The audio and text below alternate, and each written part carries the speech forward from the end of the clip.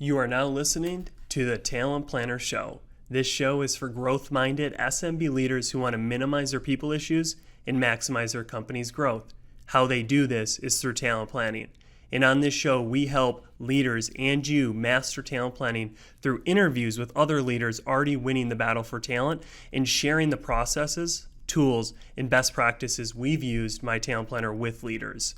I'm your host, Jordan Ogren, the marketing manager here at My Talent Planner.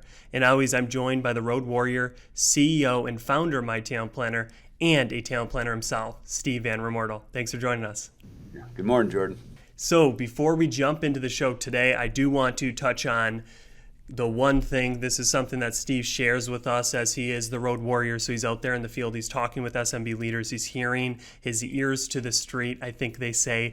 So Steve, what is your one thing for leaders this week regarding talent planning? So every week now I'm presenting the concept of talent planning to leaders and obviously My Talent Planner software. And it's interesting when you present it, you can I'm starting to get the feel of where a company is in their mindset towards talent.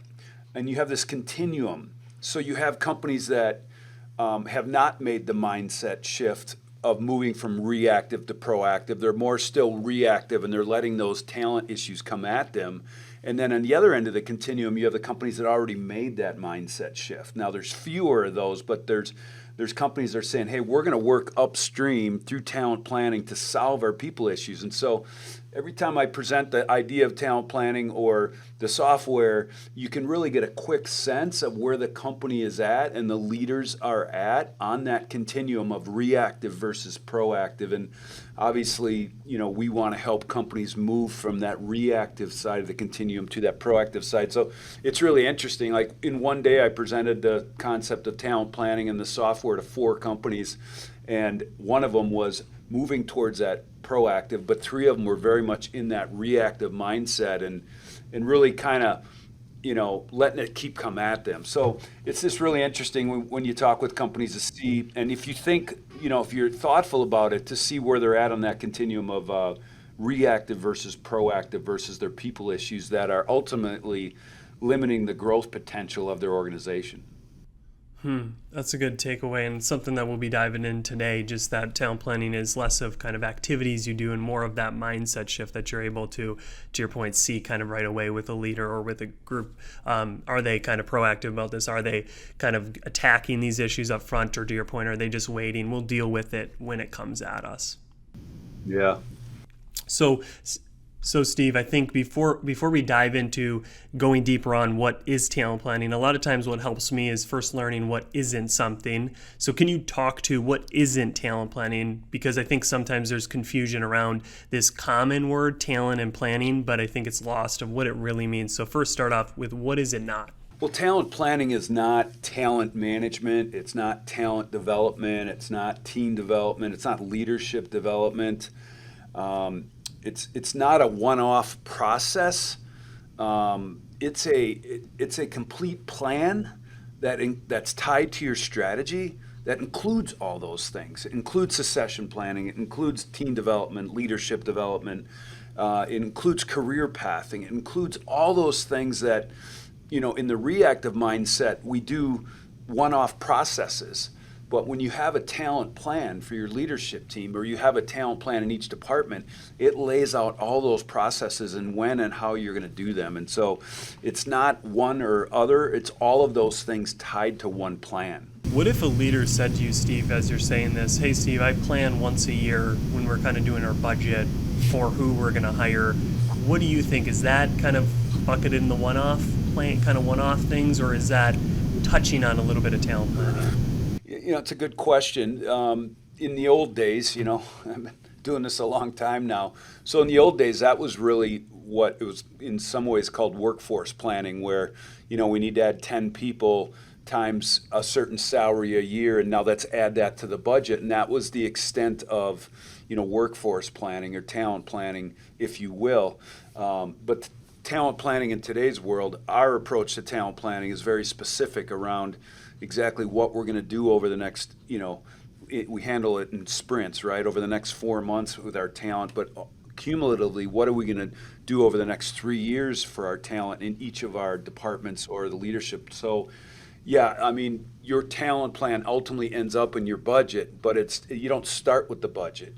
You start with what do we need over the next 3 years in the leadership team in each department to achieve that strategy, that vision you have out there, and ultimately all that then flows into the budget. No, that makes sense. It's a little longer view maybe, and also it's highly tied to these other plans, which we'll get into is how talent planning is kind of a system. But so with that out of the way, Steve, now can you touch on what is talent planning and maybe give any kind of aha moments you've had on this route to understanding talent planning? One of the aha moments for us, and this happened back when I was I ran a food manufacturing company, and it's this concept that we have all these plans in our life. Like I have a plan for my day-to-day, I got a plan for the upcoming weekend, I have a plan for my workouts, I have a 401k plan, I got a health insurance plan. That's just in my life. So if we think about all the plans we have in our life, there's probably 15 plans we have in our life. And then when we think about our business, we have a marketing plan, we have a sales plan, financial plan. Let's hope we got a strategic plan, right? So we have all these plans in our life, but to this point, we have not put a plan around the number one issue limiting the growth of our organization. And we haven't put a talent plan in place. And when you share that with leaders, it's like you just see the light bulb turn on. Like, yeah, why don't we talent plan? And so that's the learning I had in a leadership role. And so we put a talent plan together, and that's where really a lot of this process came from. So what is talent planning? Talent planning is really defining what talent processes you need to execute over the next 3 years, again, in your leadership team first, and then in each department, and then for each team member who has an individual talent plan. And in order for you to put a talent plan together, the first thing that talent planning includes is your strategic plan. Because the only way that we can define what talent we need over the next 3 years to achieve that vision is to know where we're going. So talent planning, there's 3 plans in talent planning. There's your strategic plan, and that's obviously where we're going. And then there's your talent plan, which really is a multi-year plan on who you're going to hire, when you're going to hire them, who you're going to develop, who you're going to promote, and how you're going to retain the right people to deliver that 3-year vision, that 3-year strategy that you put out there. So you have your strategic plan, you have your talent plans, and then the last plan that's included in talent planning is your execution plan. It's really, the execution cadence, as we call it here, creates the rhythm for your organization to execute your strategy and your talent plans. And it's very agile. It's really executing in 3-month or 4-month sprints. We prefer 4-month here, and making sure that what we agreed to get done from a strategic standpoint and what we agreed to get done from a talent standpoint are getting done over those 3 or 4 month sprints. So talent planning includes your strategic plan, it includes your talent plans, and then it includes your execution plan. So in a simple definition, that's what's in talent planning. Now, Steve, let's say a leader has possibly not a full talent plan, because could be a little bit of a revolutionary concept of not just having one-off plans. But let's say a leader has their strategic plan, they have some plan to execute the plan, and they have these one-off plans. Why is that per se not enough, having these plans in different places? Is that another thing of talent planning, is that they're together, they're working together, or can you speak to that? Yeah, they're very much integrated, right?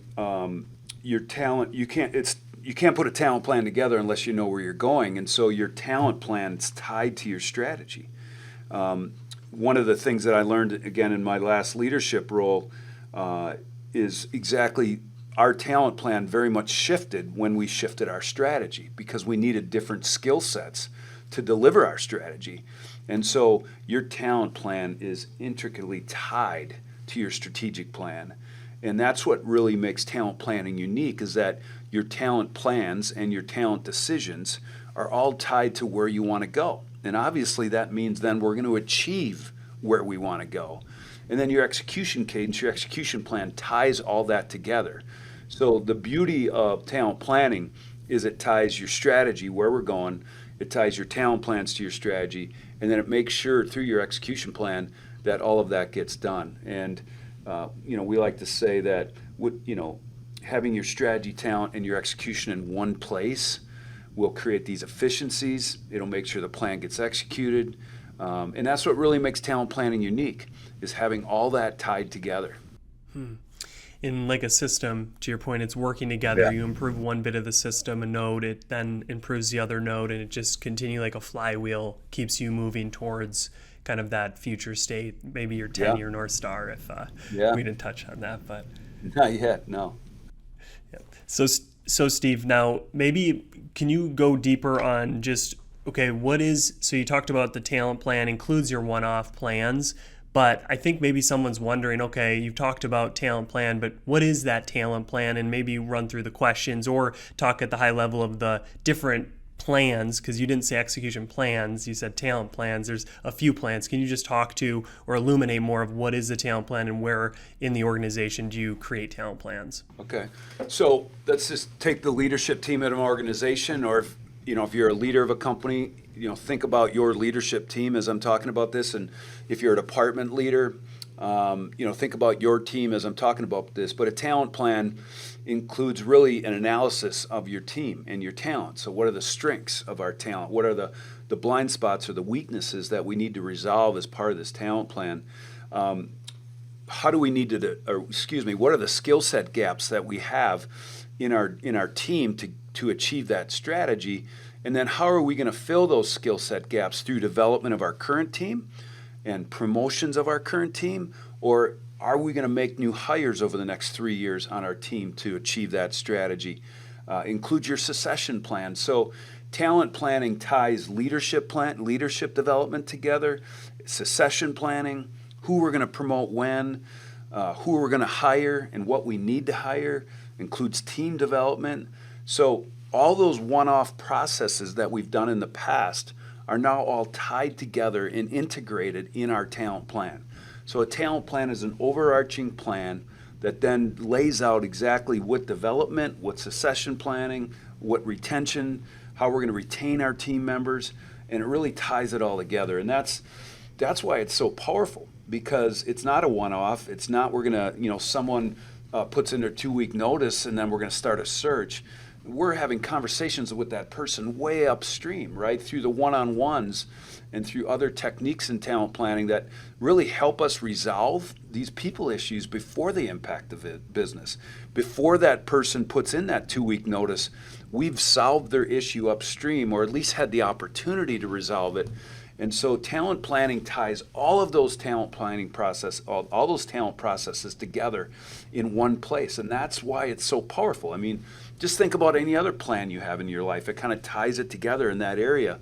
And that's what makes it work. That's what helps you achieve what you set out to do. And so that's what talent planning does. It ties it all together. Yeah, that's good, Stephen. You're touching mainly on kind of the saving the issues or avoiding issues, but I would argue it also does it adds more effectiveness to the current one-off processes you're already doing, so that different kind of initiatives you're running for your talent just become better because they're now baked into the strategy. And I think one thing, Steve, you might have touched on, but I just want to really iterate, is this kind of the egg of the plans, like a Russian doll egg where there's a bunch of them within them, because you have this overarching one you talked about for the leadership team, but then it gets within to each department and then to each person, right? Can you just speak to that? Because I think there's so much power in, okay, a talent plan for leadership team, you're doing better than a lot of companies, but when you start doing it even more so, you're just going to ramp your company to growth exactly where you want to. But can you speak to that, Steve? Yeah, there's talent plans at at 3 levels really within an organization, depending on the organization. But you have your talent plan for the leadership team. What are we going to do? All those talent processes, what do we have to get done over the next 3 years to build out our leadership team to achieve that vision? So, example, if we're 20 million today and we're going to be 30 million in 3 years, and our strategy, our differentiation, our strategy is going to be this, how do we have to evolve the leadership team to deliver that strategy, to deliver that vision? So that may include succession planning. It certainly includes leadership development plans for each team member. It includes who we're going to hire next, who we're going to promote next. And so in an organization, you have plans at the talent plans at the leadership team level. You have them in each department. If you're an organization that has regions, you have a talent plan for a region or a division.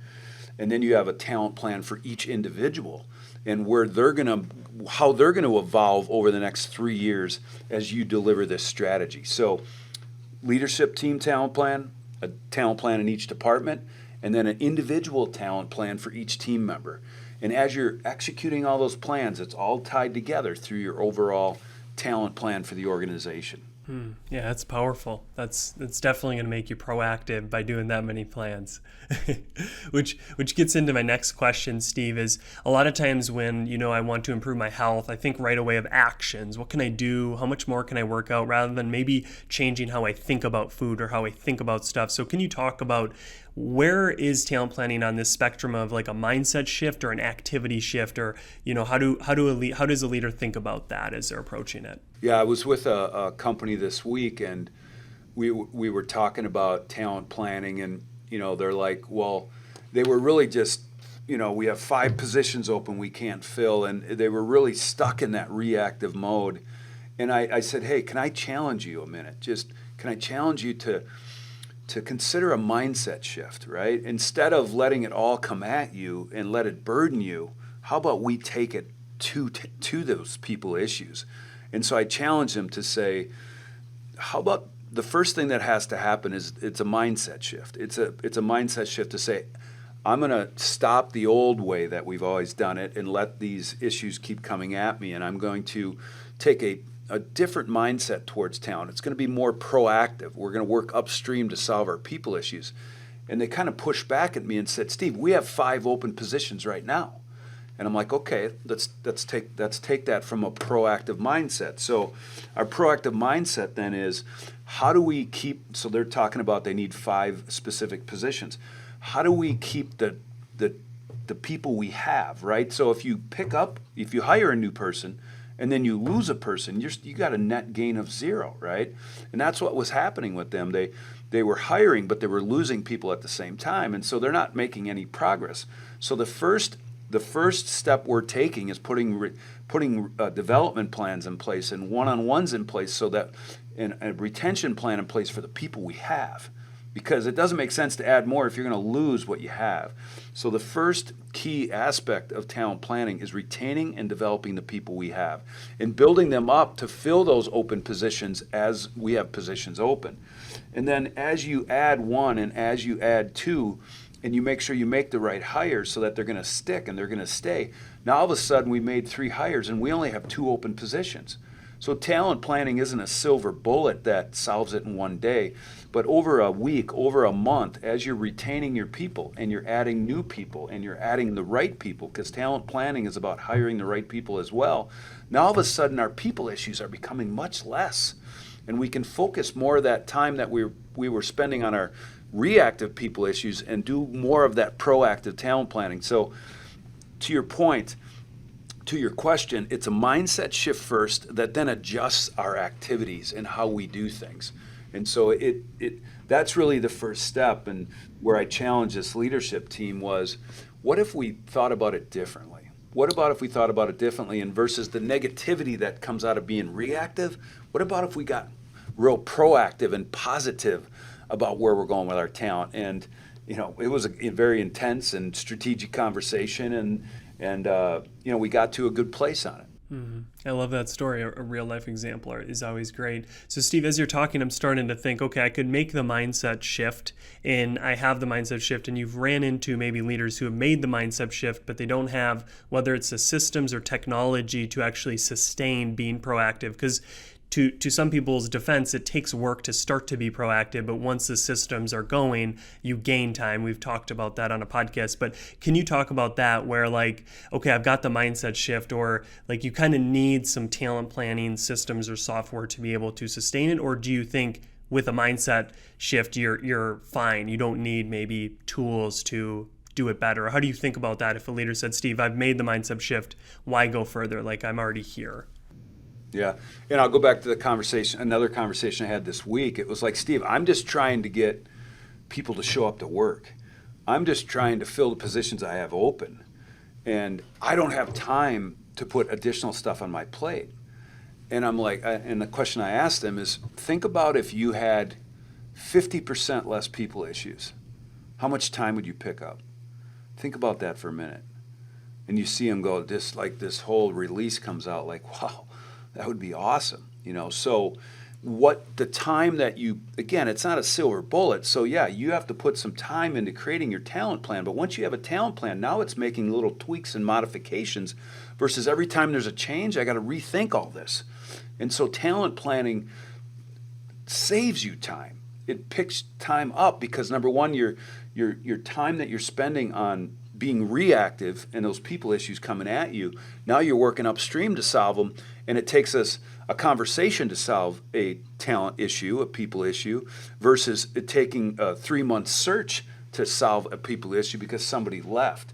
And so this pushback that I don't have time to do what I'm doing now, number one is, and I say this with all due respect, but is what you're doing now working? And the answer to that is no, okay? So then if we start working upstream, we start saving a ton of time because we're making the right hire and we have less turnover.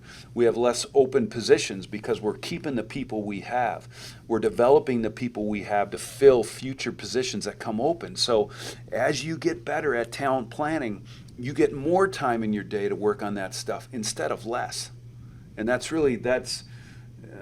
initially it's kind of hard to see that, but the reality is the companies that we're working with at our talent planning are spending less time in reactive mode and burning a lot of time. They come in at the day and all of a sudden they got a people issue on their desk, and now that just burnt 3 days of my week, right? We had a key member leave the team. So, if you are losing high-performing team members, just lost one really key critical person.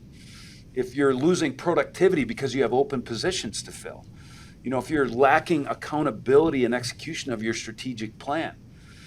If you're struggling to achieve your goals and your vision and realize the full growth potential of your organization, that's where talent planning comes in. Talent planning is for you because again, it's about putting a plan around something to help you solve it, right?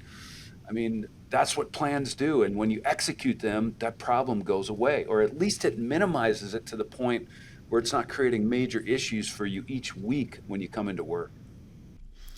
Definitely, Steve. I really like the points you touched on, how much it saves time, because to your point, it's almost like you have to go through it to really understand. As we interviewed Zach Kelly last week, he touched on that, of how it's always in front of them. They don't have to pull things up and kind of reorientate. Where are we now? It's constantly in front of them. They're saving time as they do it, which is just an amazing thing. But to your point, you have to kind of start to do it to actually feel that benefit, or you kind of just look at it and say, it's too much time to start doing. But really, once you get it going, you actually gain time. It's kind of a weird paradox in that sense. Yeah, I was just going to share an example of my talent planner. This week we made an offer to a new team member and they accepted. Now, we knew 4 months ago we needed to fill this position, right? And so we knew exactly what we needed. We knew what disc style we needed. We knew what motivators we needed. We knew what soft skills was needed. And so over the next couple months, we did what we call talent hawking, right? So we knew exactly what we needed, and we kept, evaluating people, talking to people, using our network to bring people to us. And when we got to the point where we found the right person, we made that hire. It wasn't, and we could have started the search 2 weeks ago and maybe found this person, but we defined in our talent plan what we needed 6 months ago at the start of this year, right? And we knew we needed this person, so you and I and all of our team members are out in their daily lives talking to people, interacting with people, and if we came across a person that would be a fit for the role based on their style and what they want to accomplish, their motivators, now all of a sudden we find this person. So you may find this person 2 months before you need them. You may find them a month after you need them, but the point of talent planning is you're out there, you have in your head what you need, and when you see it and when you find it, now you make that move. And I have we have companies that they'll hire a person 2 or 3 months before they need them because it's what they already know what they need coming up. And that's one of the beauties of talent planning, is what you need is no surprise. So when it comes across you, when you find it, you move on it. And so that's something that happened for us this week, and we're really excited about it, adding Alex to our team. He's going to be in a customer success specialist role, and he's going to make sure that the current companies on My Talent Planner are happy.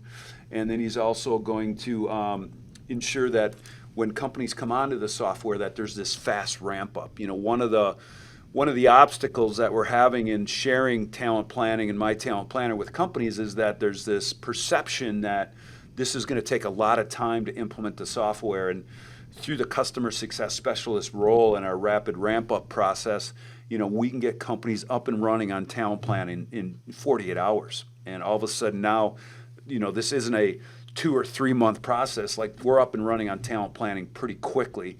And so we're really, really excited about that. So I just wanted to share that real life example of what talent planning has done for My Talent Planner, which is kind of another paradox there. Yeah, we practice what we preach. I like that. Maybe soon we can get Alex on the podcast, have him talking with you, switch me out for one. But yeah, no, that's great, Steve. Just a few thoughts that I had as you were talking there. First is, it seems that being reactive is somewhat kind of chaotic or hectic. When you're reactive, you're not typically intentional. You're not calm, you're not purposeful, you're just reactive. We need to hire, we need to fill. Whereas you're telling our story, it stood out to me that we were very purposeful. To your point, we really knew who we wanted to find. We took the time, we were positioning ourselves, getting in different places, talking to different people to try to find that, where if we needed that person in a week because we hadn't planned for it, we would have took what we could have got. And to your point, it could have been him, but I'm guessing it probably would have been a lower, not as good of a fruit as, Alex's. So that was a really good point, and I'm glad you are using us as an example, because we're not just preaching this. The companies that are talent planning are and will win the battle for talent. The early adopters of talent planning are winning and realizing the full growth potential of their organization, and we have several examples. And over the next several weeks on our podcast, we're going to continue to bring talent planners on the show. Because what they're doing is they're adopting talent planning now.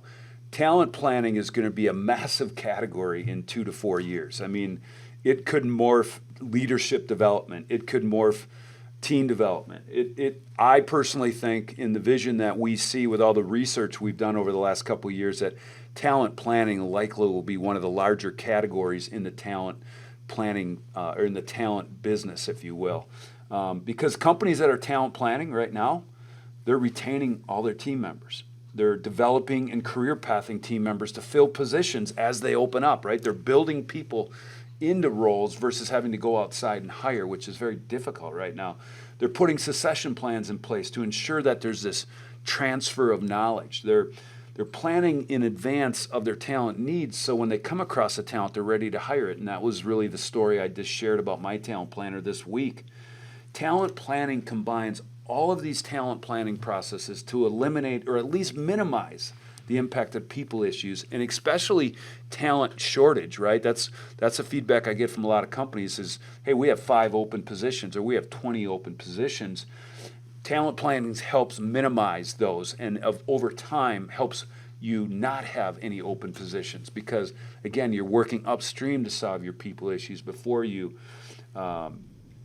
they impact the business. And so if you want to win, and winning can be defined as a lot of different things for people.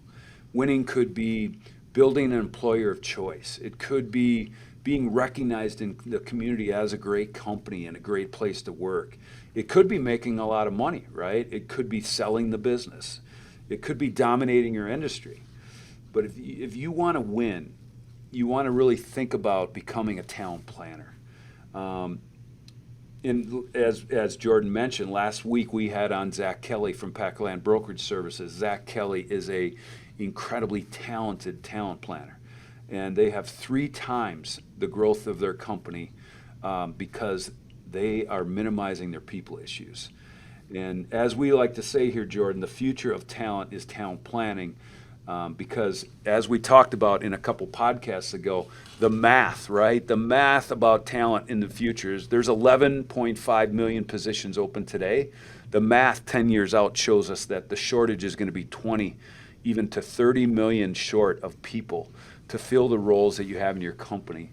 So becoming a talent planner now will help you proactively solve those issues before they ever impact your business. And it helps you win. Again, however you define winning. That's good, Steve. Yep, definitely. To win the battle for talent, you have to become a talent planner, and that's what the show is for, helping leaders become talent planners. So the Talent Planner Show, Jordan. Yep, we named it that way for a reason. So thank you for everybody tuning in here. We appreciate whether it's a podcast or a YouTube. If you want to, make sure you get the next one, subscribe in your player of choice, and we'll continually release these every week with, to Steve's point, interviews with other talent planners and things that we're actually implementing in talent planning, because we walk it and we talk it. So thank you for joining.